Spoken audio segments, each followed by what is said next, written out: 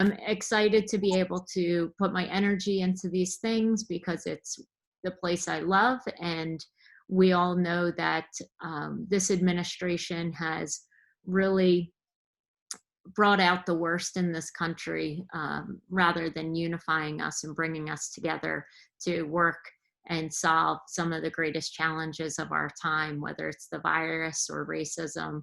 I believe that we need real leadership, and I'm hopeful that come November 3rd, we will be able to see a new voice leading the country, but also new energy up and down the ticket. And I'm glad to be part of that ticket. Thank you. Thank you for your leadership and for taking this charge. We need to elect Democrats up and down the ballot, and thank you for being willing to take that on. We're truly grateful for your leadership. With that, we're going to launch right into questions. And so our community would like to talk to you directly and have a conversation.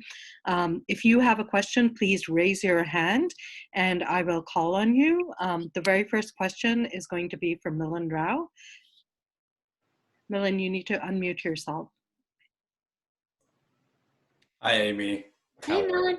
Good. Thanks so much for doing this. It's really, it shows that you have a real interest in the South Asian community and the constituents that are in your district that are of South Asian descent. So we really appreciate it. My name is Milan Rao. I'm proud to serve on the steering committee of SAAC. Along with many of the other people on this call. I'm a Monmouth County resident, and I run a wealth management practice up here. And so basically my life revolves around my wife and my two boys up here in Holmdel, New Jersey. So, we've gone through a lot, right? We've gone through a lot over the past 6 months, and people are still hurting, right? And it's not just emotional, mental pain. There's still a lot of financial pain that people are feeling, throughout the state of New Jersey, throughout the country. What sort of steps do you think you would take to help alleviate some of that pain that people are feeling from the pandemic and its effects? Yeah, and thank you, Milan. I remember running cross-country meets up in Holmdel, and you got a great yeah, that's like it's almost a bad memory, because I remember I was like really dog tired at the end and just trying to get through it. But I think that one of my fears is that our economy is not over the hump yet, and that we're going to see some further challenges ahead. So today, one of the things that I did was to roll out our infrastructure policy. One important plan I think that Biden has put forward is the concept of Build Back Better. And I believe that that's also going to be important for me to push forward if I'm elected, that we are investing in infrastructure. My district is really lacking in a lot of areas of infrastructure, whether it's transit. Our roads and bridges are in severe decline. The bridge that I stood in front of today when we did the rollout was one that was commissioned after the New Deal, and it is really a traffic issue going into Wildwood for summer tourism. We know that tourism is another area that we need to be able to still figure out how we pivot now if people are either staying longer throughout the season. Does that mean that they need the investment in better broadband services, which we know we talked about the digital divide earlier just in logging in, but some of those infrastructure investments allow our other industries like tourism to grow and to be a longer season than they normally would have. But without that investment, I think that we're going to continue to struggle to attract new, bigger businesses to this area. We also know that infrastructure will bring high-paying union jobs that will help add some stability to this area, because they also offer healthcare and things like pensions. And one of the other ways that I hope to help our our community is by bringing back more federal dollars. We know we're all struggling with the expenses. We're paying so much in taxes, and we're not getting that back. We've been hit on top of that with things like the cap to the salt tax deductions. We need to roll that back and make sure that we're also looking at ways for people to keep more of their dollars through expanding access to affordable childcare. So it's not only what you're being paid, but it's what your outlay is as well. And we know that it's difficult for people to re-enter the workforce when they're spending so much on childcare. So those are a few of the things I'd like to see us also diversify when it comes to our energy. And I'm really grateful that Governor Murphy has made the investment here in Salem with the wind port, and also the work that's being done to put wind energy off of Atlantic City. I want to further those things. Thank you. Thanks, Amy. We're all pulling for you in November. Thank you. Thank you, Ellen. Thank you, Amy. That was wonderful. The second question comes from Freeholder Balveer Singh. You will need to unmute yourself. Yeah. Thank you. Thank you, Amy. Thank you, SAAC, for hosting this event. Amy, my question to you is, so as an elected, I have seen it myself as a student here in schools. Every day we have always faced some sort of assault on just doing a normal thing as an American does, but as a person of color, you're targeted for the same thing that everybody else does it normally. Whether it's just going to a shopping place or just going to school, there are always some nicknames being thrown at you. And now for the past 4 years, it has been just a constant attacks on daily basis. It's more of a question of who's going to be the target today, this morning, rather than if he's going to target someone. So it's depending on skin color. Sometimes it's Hispanics.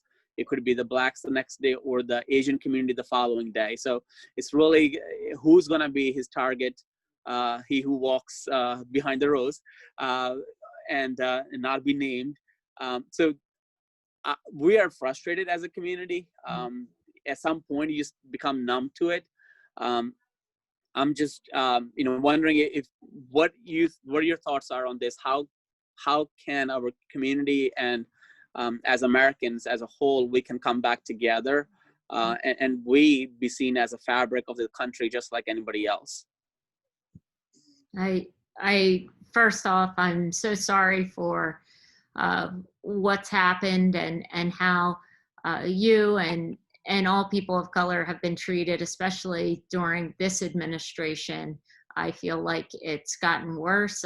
Maybe that's just my sense of things. I don't know if that's necessarily the case. I know it's always been difficult, but it seems that his rhetoric has just brought out the worst in people and been so permissive of that type of treatment of our neighbors. And I think that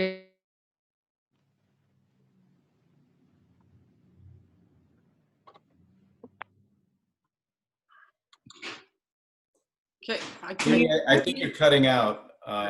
Amy, you're cutting out. Yeah. You lost your audio. Oh, Okay. Yeah, I'm back. now you're back. Now you're back. Okay. Technology. Yes, I see it's still happening to me. But, I think it's addressing systematic racism in all of our areas, not just in policing and criminal justice more broadly, but also in education. We know that we have some of the most segregated schools, even though they are New Jersey's rated #1 in education, that our schools are very segregated. And we look at it in housing. So being able to address it in all of our systems in our country, as well as in our actions. It was my daughter who just stuck her head in the background. And, she had a student in her class. She has a friend in her class that she knows is Muslim. And she was the one that came home and pointed out to me that the state testing began on the same day as Ramadan. And this was not this year, but in a prior year.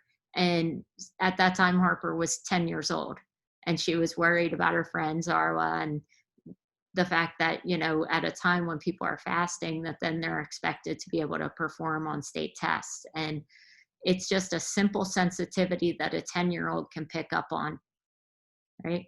Our kids know better, and that we as a country are not doing better, to be able to say, how would you be treated? How are we it being inclusive? How are we bringing all voices to the table when we're making decisions like this? It's a really simple thing, right? We need to, and what that takes is more representation, being able to have more people on staff that help influence these conversations, the treatment and respect that you give all people in the community, so that, you know, we're respecting everyone's cultures and faiths, and being sensitive to that, and really what you would want for yourself.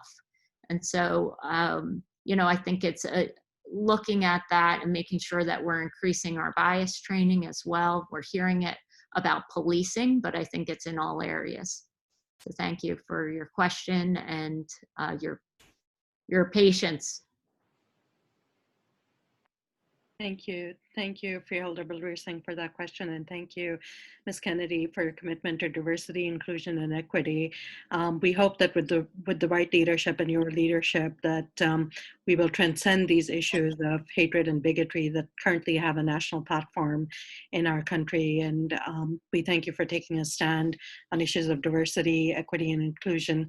The next question is going to be asked by Councilwoman Sangeeta Doshi. Thank you. Nice meeting you, Amy. You too. And thanks for doing this.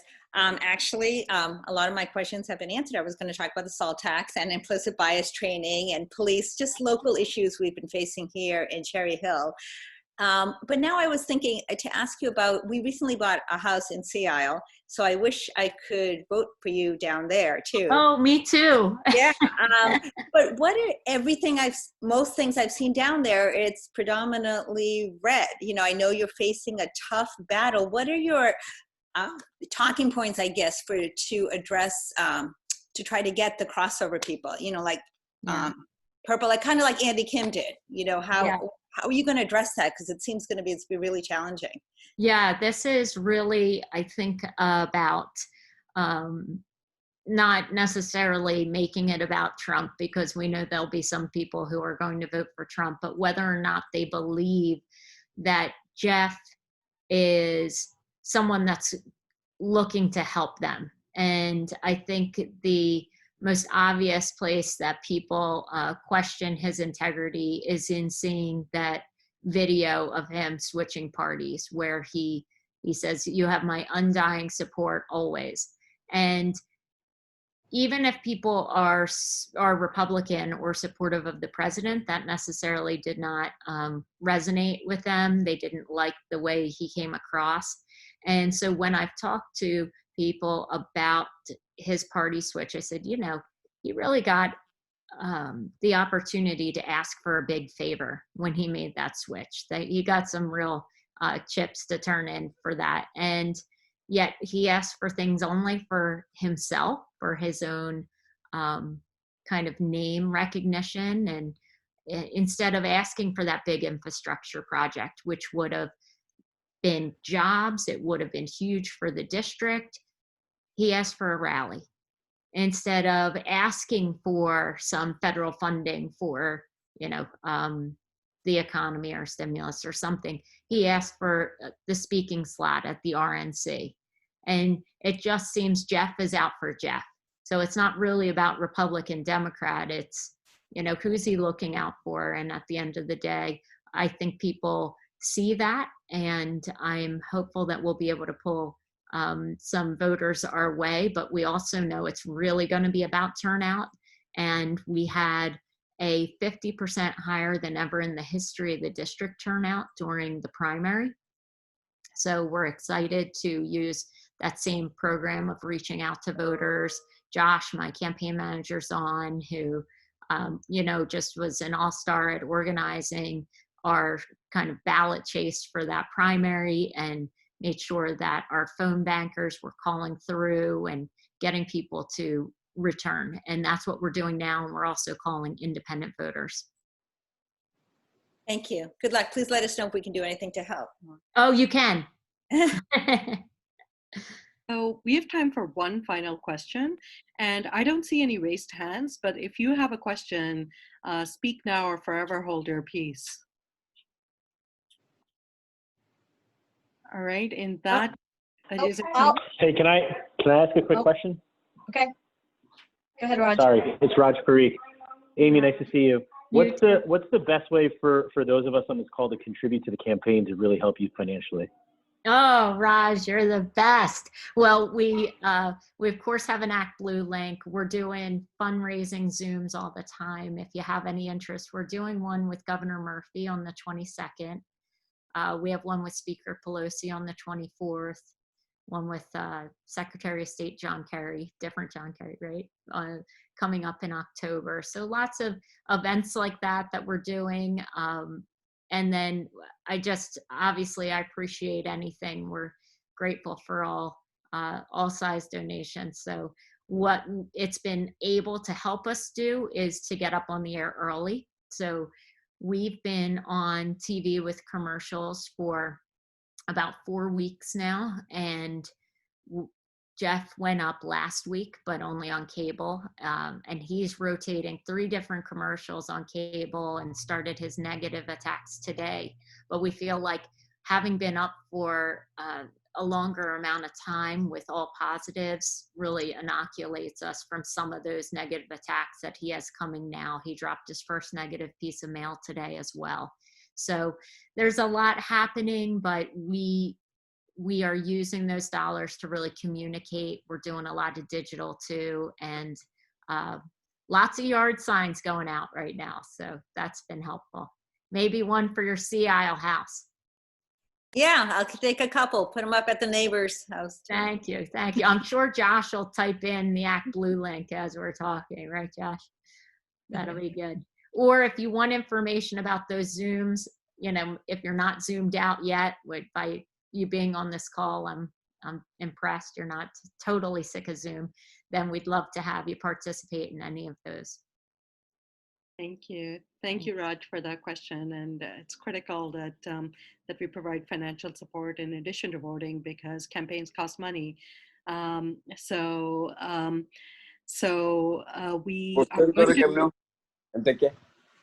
to, if you could just if everyone could just mute themselves while we wrap up the event. Amy, I'm going to ask you to wrap up with closing thoughts, and then we're going to ask everyone on this call to support you by reaching out to their network of family and friends, and ensuring that to help to ensure that you win this election. So Amy, you have the floor. Oh, thank you so much. I'll just give you a little bit of what we've been busy doing too, because I think if you are, having friends, family in this area, you should let us know. We're going to every county in the district, and we're doing a small business tour. When I was asked the question about how we help our economy, one of the things that we are focused on and are going to do an event around on this Saturday in Cumberland is visiting with small business owners, hearing what their needs are, and making sure they feel supported. So we've gone to Salem County and Ocean, Cape May County. We're doing Cumberland. We were in Gloucester last Saturday. And of course, we'll do Atlantic County, and specifically Atlantic City, where there's so many small business owners that really need not just the PPP loans that some people were not able to qualify for because of the seasonal nature of the business or the number of employees they had, but also how we can help them in times after the virus to maintain their businesses and get the support that they need. So that's one area that we're focused on. We're talking a lot about the environment and climate change, especially right now when this president seems to blow it off, even as there's wildfires in California and flooding in Florida, and we're always at risk. We know New Jersey is at the top of the list of those states that will be impacted. And so my own background in environmental science, compels me to want to really make this an issue for our economy and our environment. but I'm really grateful for your help in pushing forward with these agenda items and also in making sure that our families are first. I have my own family and I want them to be able to, grow up and stay in this area. And that's so important to me. With 5 kids that I want to be able to live, down the street and be able to find good jobs nearby and stay in this community like I did, like my grandparents and great grandparents did, is what I think all of us are looking for. And it's harder and harder to do that. We know that New Jersey is a place that is losing so many residents every year. And my goal is to make sure that this is a place where people want to stay and can afford to stay. Thanks so much. Thank you. Thank you for that. And thank you for your commitment to all the issues that we care about as a community. SAAC looks forward to supporting your campaign and to seeing you in elected office. We look forward to calling you Congresswoman Amy Kennedy shortly in November. As we close, you've all heard today about why we should support Ms. Kennedy's candidacy. She will uphold democratic values and work for everyday people like you and me. This is the most important election of our lifetime, and we need to ensure that we elect Democrats up and down the ballot so we can ensure that truth, justice, and equality prevail this November. As we said earlier, this is going to be a very tight race, and your support could make all the difference in helping Ms. Kennedy get elected. And so we have an ask for you as we close. In addition to the Act Blue link that Josh provided in the chat box, we will be sending you that link and Josh's contact information after this event so that you can financially support Ms. Kennedy's campaign. But even more importantly, it's critical for you to go out and to ask all of your family and friends and your neighbors to vote in this election, and make a voting plan and ensure that you not only just vote by yourself, but like you get all your family and friends and neighbors to do so. There's too much at stake in this election, and we need to ensure that everybody steps up and does their share this November. Thank you, Ms. Kennedy, for joining SAAC and our community today, and thank you to everyone here tonight. 46 days to Election Day. Let's get this done. Thank you so much. I did not expect you all to just be such a warm and embracing group. I appreciate the offers for help. I thought I was just going to come on and answer a lot of questions, but you're so kind and generous to want to help with the campaign, and I'm really grateful for that. So thank you. This was a really welcome surprise. I appreciate it. Thank you. Thank you for your leadership and for running and for wanting to represent us. Thank you. Absolutely. Have a good Thank night. you, Amy. Have a good night, everybody. Thank you. Bye. Bye.